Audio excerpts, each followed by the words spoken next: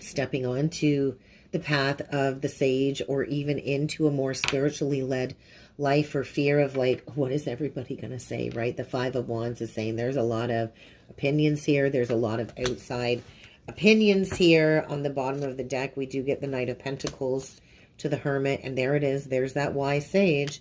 So I think there is going to be a big shift around that Virgo eclipse, that Virgo full moon, and this really is an interesting energy of lighting up the dark. And so right now I feel there's a lot of smoke and mirrors. I do feel there's that sage energy. We got the owl. That's representative of a lot of divine wisdom. I always connect the owl to Isis energy.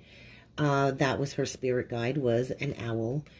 And so how can you really bring this journey within? The Knight of Pentacles is also Virgo energy. And I do feel almost like this this activation of a service mission. I always feel on this card, on this Knight of Pentacles, it does remind me of the energy of Robin Hood. It always has.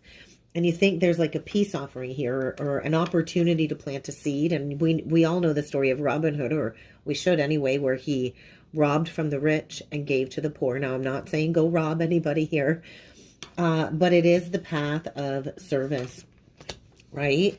And so I do feel there is resistance to the path of service, especially with the Five of Wands. I can't help but feel this very strong energy of resistance. It could just be inner conflict, or there could be a conflict connected to a group of friends. We see 5 women standing around a cauldron, standing around a sorcerer's cauldron. And so I do feel there is some type of external challenge that you're facing, but this is all connected to some conflicting ideals from within.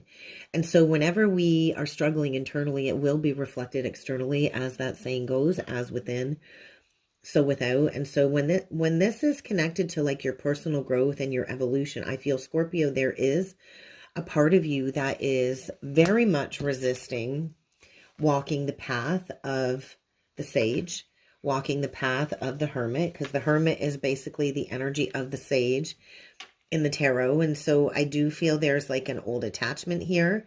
There could be fear. There is this deep inner pulling, I feel, to integrate your shadow self.